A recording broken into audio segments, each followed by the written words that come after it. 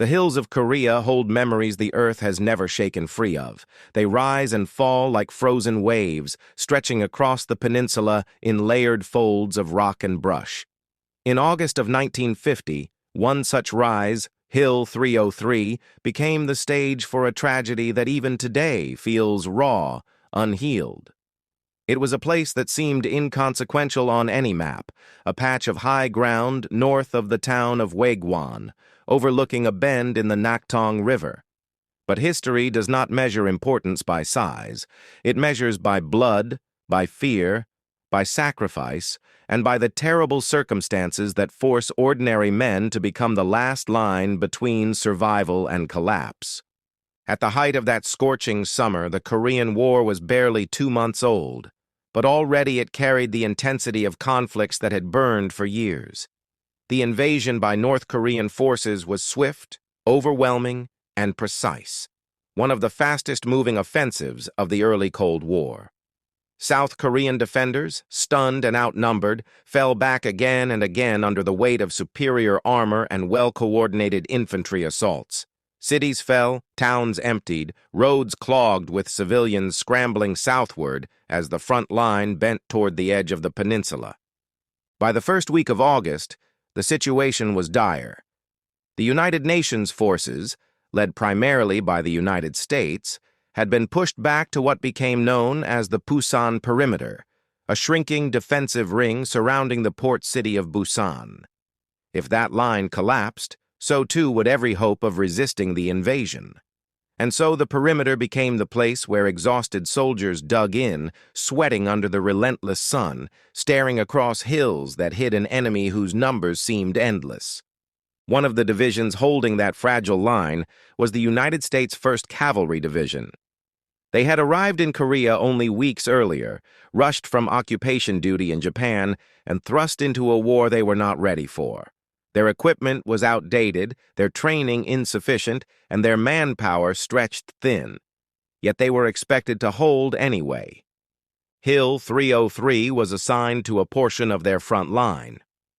The hill was small, but its position allowed observation over the approaches to Waegwan, an essential road hub, and the river crossings below. From its crest, soldiers could watch the shimmer of the Naktong under the punishing sun. They could also see movement along the opposite bank, figures shifting in the brush, glimpses of rifles glinting in the light, the faint flashes of enemy scouts signaling one another.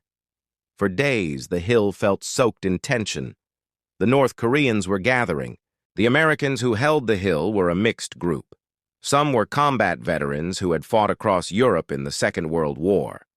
They carried themselves with a quiet, resigned calm, the way men do who have seen too much and survived by instinct alone. Others were barely out of training, young, wide-eyed, nervous. They had only just learned to disassemble a rifle, and here they were now, sweating in open foxholes while artillery rumbled in the distance. Private First Class Harold Winters was among them. He had enlisted out of a sense of duty inherited from a father who had fought in France in 1918. He had never imagined Korea. When he first climbed Hill 303 and looked out over the river, he thought it was a place of quiet beauty. The hills rolled softly, and the water below shimmered in the morning light. A deceptive peace. Later, he would struggle to reconcile the serenity of that landscape with the horror that unfolded on it. Nights were the hardest. The brush around the hill concealed everything. The Americans could hear the enemy but rarely see them. Movement in the leaves, whispers carried by the wind, the faint clatter of metal against rock, every sound was magnified in the darkness. Soldiers stared into the shadows until their eyes burned, waiting for shapes to emerge. Sometimes they fired at movement and found nothing when dawn came. Other times they fired too late. By August 14th, intelligence reports warned of a major assault. The North Koreans had massed significant forces near Waegwan, including infantry regiments seasoned from weeks of unbroken advance. Mortar teams were spotted repositioning. Artillery shells began landing closer and closer to the American defenses. Something was coming. Everyone on the hill felt it. That night, the soldiers slept in brief, restless stretches, waking at every distant crack of gunfire. Lieutenant Raymond Reeves, a steady, seasoned officer, walked the line quietly, checking on his men. He stopped by foxholes, offering small words of encouragement. It wasn't much, but it helped. The men needed something, anything, to cling to. At 4 a.m. on August 15th, the silence snapped. It began with a single shot, echoing from the brush below, then another, then a rapid burst. Muzzle flashes winked in the darkness like fireflies, and the first volleys of enemy fire swept across the hill. The defenders jolted awake, grabbing rifles, scrambling into position. Machine gun crews swung their weapons toward the slopes and opened fire in long, controlled bursts. The North Koreans were attacking in mass. They moved through the brush with unsettling coordination, using terrain and darkness to their advantage. Small groups advanced rapidly, taking cover behind rocks and low scrub, firing as they came. They carried Soviet rifles and submachine guns, and their confidence was palpable. They had pushed the Americans back for weeks. Another ridge was nothing to them. The battle erupted with staggering intensity. Grenades arced through the air, exploding in showers of dirt and flame. Mortar rounds hammered the hillside. Bullets snapped through leaves, cracked against stones, ricocheted past foxholes. The smell of gunpowder and burning vegetation filled the air. The sun had not yet risen, but the battlefield was alive with flashes of light and streaks of smoke. The Americans fought with everything they had, but their line was thin. Their machine guns overheated. Ammunition began to run low. Mortar crews struggled to find targets through the darkness and smoke. And as the sky brightened, the full scale of the assault became clear. Hundreds of North Korean infantry were swarming the hill from multiple angles. Lieutenant Reeves realized quickly that the situation was becoming untenable. He called for artillery support, but radio communication was spotty at best. Static crashed through the speakers. Bits and pieces of messages slipped through, but nothing consistent. Without artillery, the hill was little more than a death trap. Still, the men held on, stubbornly refusing to give ground. Veterans shouted orders, repositioning squads, trying to plug the gaps in the line. Young soldiers fired until their hands shook, until their rifles grew hot enough to burn. The battle devolved into chaos, shouting, smoke, blood, the endless roar of weapons. By mid-morning, the perimeter had fractured. North Korean troops infiltrated from the flanks, firing into the backs of American positions. Grenades landed in foxholes. Machine gun nests were overrun. Soldiers fell back in small groups, retreating only a few yards before turning to fire again. And then, one by one, their positions collapsed. Some men were killed where they stood. Others were surrounded and forced to surrender. A few tried to break through the encircling enemy, sprinting downslope, but were cut down by rifle fire. In the end, 35 American soldiers were taken prisoner. They were disarmed, searched, and bound together with lengths of communications wire. Their hands were tied so tightly that the metal bit into their skin. Exhausted, bruised, and terrified, they were forced down the hill at gunpoint. Several prisoners limped, others were bleeding from wounds sustained during the fighting. But the guards showed little concern. They shouted orders sharply, prodding the prisoners with rifle barrels whenever they slowed. The march was long, winding through brush and over jagged rocks until the prisoners reached a small ravine near the base of the hill. It was a narrow depression, hidden from view by tall grass and uneven ground. A place any soldier would recognize immediately for what it was: an execution site. But the prisoners did not know that yet. They were too tired, too stunned, their minds numb from battle. They sat or knelt in the ravine, some whispering prayers, others staring blankly at the dirt. Above them, the sounds of battle continued. The Americans were counterattacking. Artillery boomed. Machine guns rattled. The guards grew tense, pacing the edge of the ravine, glancing up the slope nervously. A decision was forming. What happened next would scar the memory of the war forever. The prisoners had no way of knowing how close friendly forces were. American units were already reorganizing at the base of the hill, preparing to surge upward in a determined counterattack. Reinforcements had been rushed to the line, and artillery batteries were reloading at a frantic pace. But none of that was visible from the ravine. The prisoners heard distant explosions, the crack of rifles, and the thud of mortars. To them, it sounded like hope. The guards heard the same sounds, but to them, it sounded like trouble. If American troops reached the ravine, the North Koreans would be caught with prisoners they had no capacity to manage and no desire to transport. And so the decision that had been forming in their minds solidified with grim clarity. One of the guards barked an order. It came sharply, cutting through the air with brutal finality. The prisoners were told to stand. Some obeyed instinctively, rising despite the pain in their wrists and legs. Others hesitated, wary of the tone in the guard's voice. A few struggled simply to get to their feet. They had fought for hours, been wounded, marched in the sweltering heat, and bound with wire that cut into their flesh. Their bodies were failing them. Their minds were dulled by exhaustion. But the guards did not care. They shouted again, more forcefully. Those who could not stand were dragged upright by their bound arms. For a moment, there was only a strange, eerie stillness. The prisoners lined up in the ravine, shoulder to shoulder, staring at the ground. Some whispered quiet prayers. Some closed their eyes. Others stared blankly ahead, too numb to feel anything at all. The guards leveled their weapons. There was no speech, no declaration, no hesitation.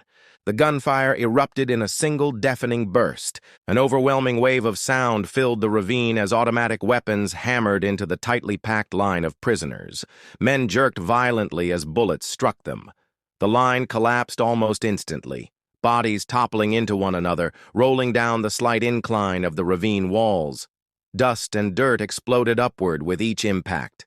The wire binding them together tangled their limbs as they fell into a single awful mound. The echoes of the gunfire faded, replaced only by the ringing in the ears of the wounded. But it was not over. The guards stepped into the ravine, walking slowly among the bodies. Their boots thudded against the ground. One paused, scanning the heap of fallen Americans for movement. He fired a short burst into the pile. Another guard did the same. This continued for minutes. A grim, methodical process meant to ensure no one remained alive. Then, after what felt like a lifetime, the guards left the ravine, disappearing back into the brush. For a long time, nothing moved.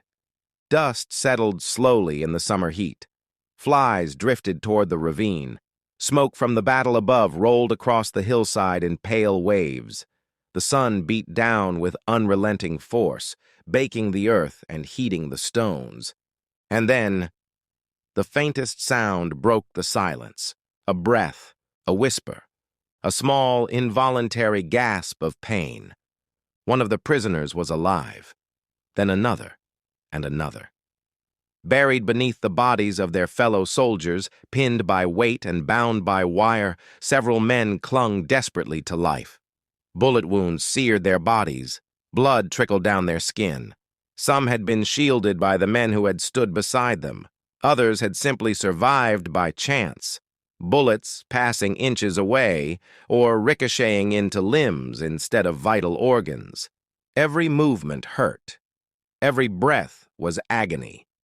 But they understood immediately. To live, they had to remain absolutely still. Because the guards might come back. Because the battle still raged close enough for danger. Because the slightest twitch could draw attention.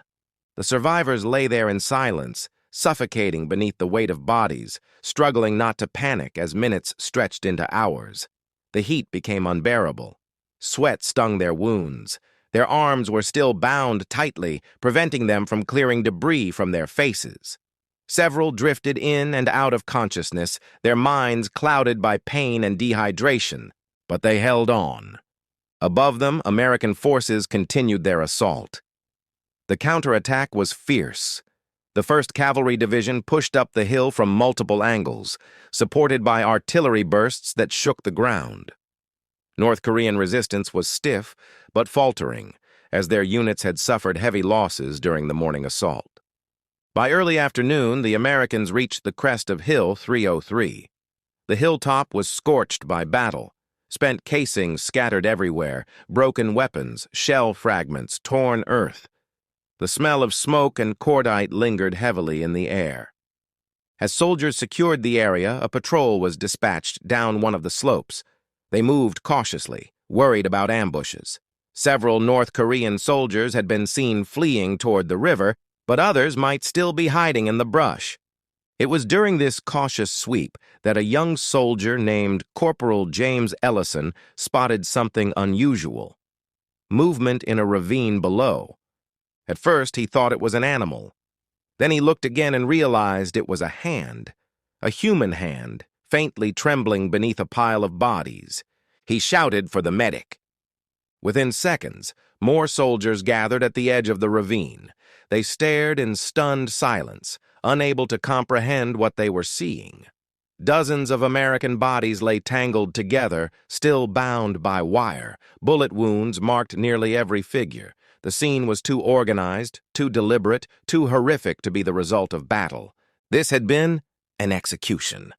One soldier dropped to his knees in shock. Another cursed under his breath. Someone else whispered a prayer. The medic scrambled down the ravine, slipping on loose dirt in his rush. "Anyone alive?" he shouted, voice cracking.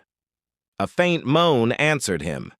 The rescuers worked frantically. They cut through wire, lifting bodies carefully, searching for signs of life.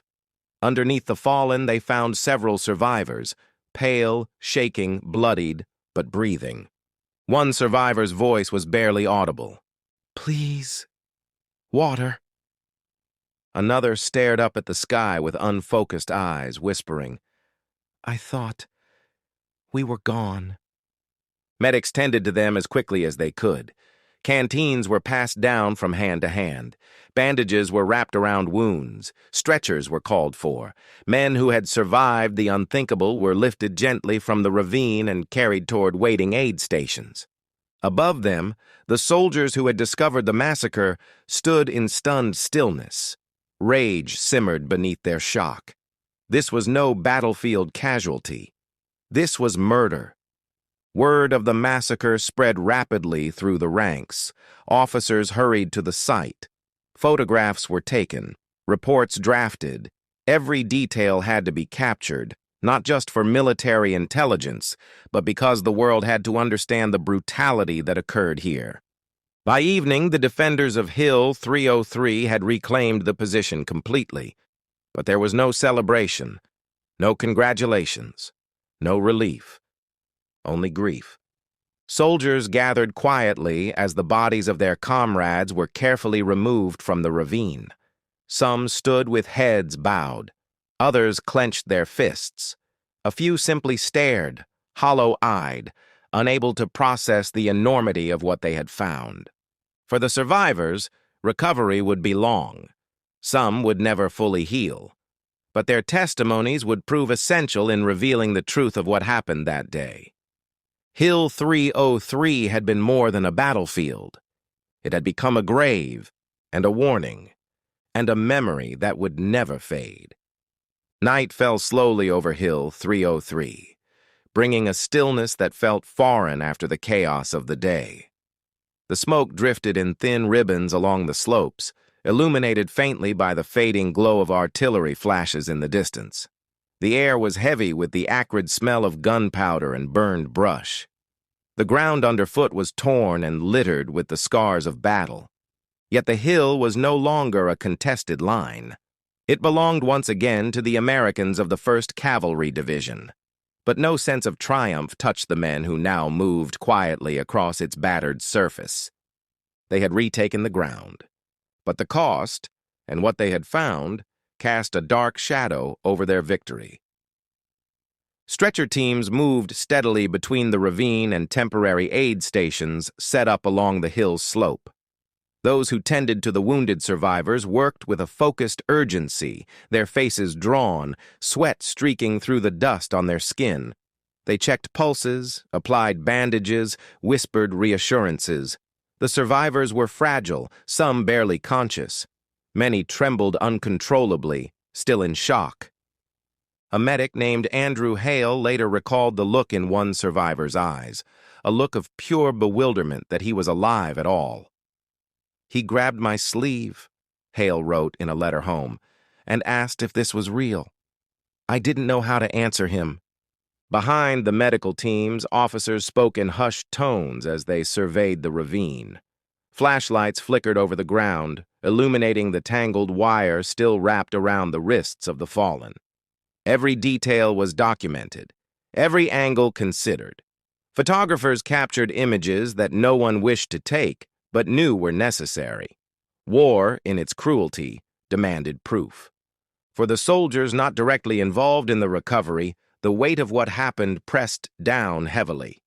They stood aside, silent, as their comrades were carried up the slope. Some held their helmets pressed to their chests. Others stared into the grass, jaw muscles twitching, fists clenched at their sides. Not one man who saw the ravine that day would ever forget it. In the days that followed, the story of Hill 303 swept through the 1st Cavalry Division like a chilling wind. Units who had fought bitter skirmishes in the surrounding hills now spoke in somber, subdued tones. At mess tents, conversations would quiet suddenly when the subject surfaced. Men who prided themselves on their composure found themselves shaken in ways they had not expected. War had hardened them. They had seen death, delivered death, accepted it as part of their grim reality. But this, the deliberate execution of unarmed prisoners, struck at something deeper. By the end of the week, the division's command had compiled a full report. Testimonies from survivors, statements from soldiers who found the ravine, photographs, ballistic assessments, all were assembled into a comprehensive record. This report was sent up the chain of command with urgency. General Walton Walker, commander of the 8th Army, received the findings with what one staff officer later described as quiet fury. Walker had been battling logistical nightmares, troop shortages, and relentless North Korean offensives since the start of the war.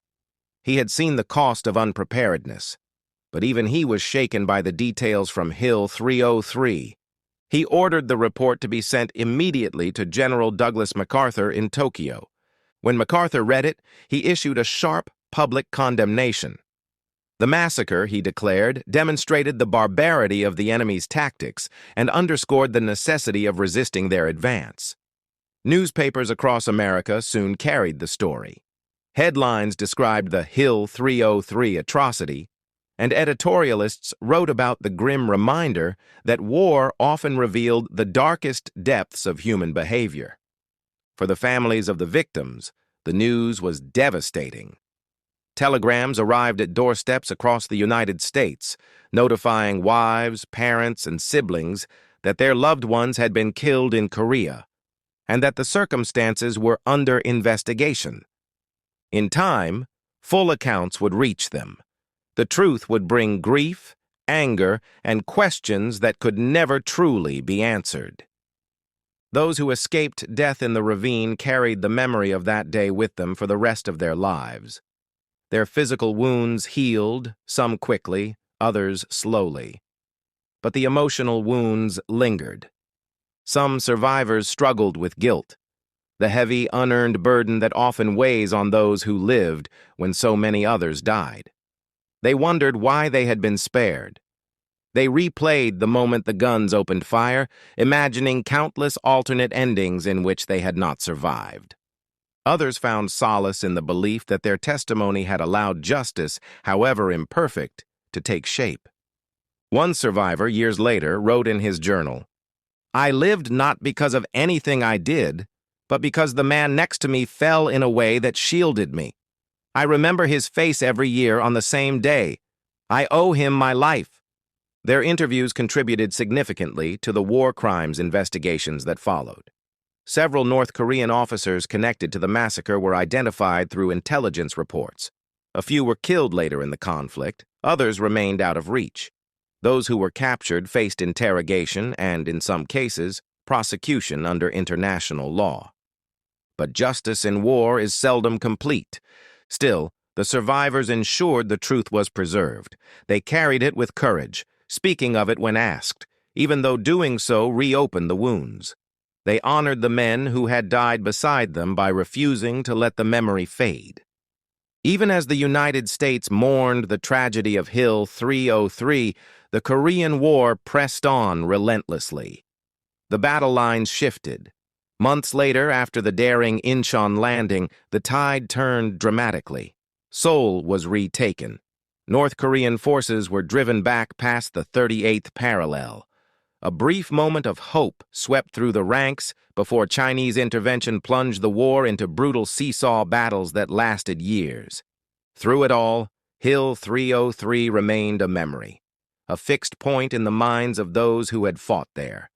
For the 1st Cavalry Division, it became a symbol of the price of unpreparedness, the cruelty of the enemy, and the cost of holding a fragile defensive line through the darkest days of the war. In official histories, Hill 303 was listed as one engagement among many, but to those who had seen what happened on that ridge, it was much more.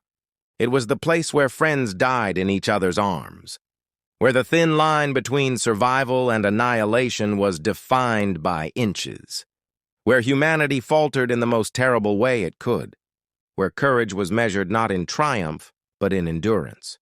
Decades passed.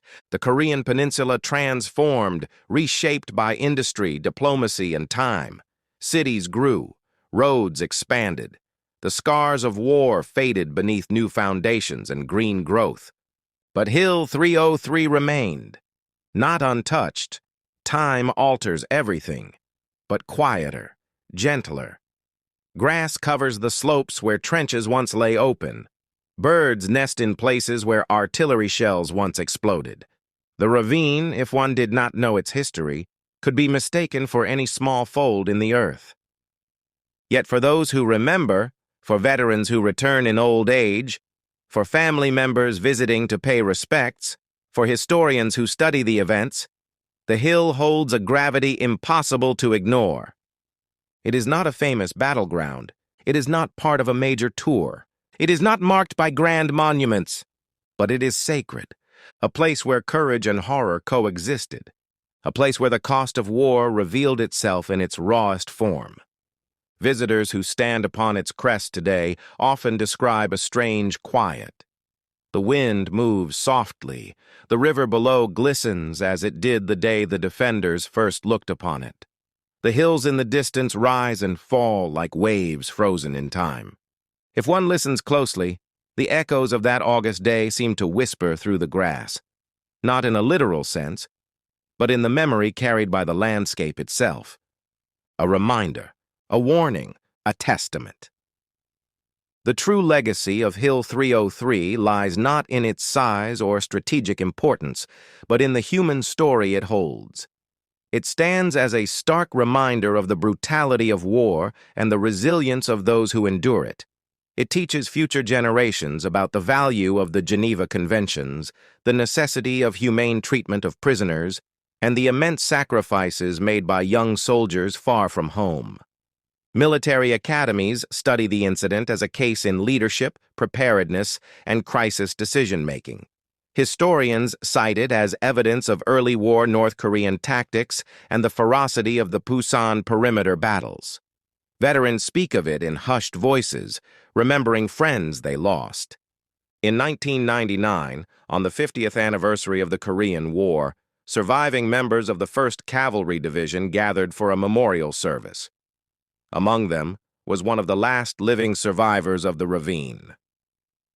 He walked slowly, leaning on a cane, but when he reached the podium, his voice was steady. "I came home," he said, "because others did not. I lived because I was spared. And every day since then, I've tried to honor the men who fell on that hill by remembering what happened. Their story deserves to be told, not with anger, not with vengeance, but with truth. His words captured the essence of Hill 303. Not revenge, not hatred, not political posturing, but truth. Plain, unadorned, and enduring.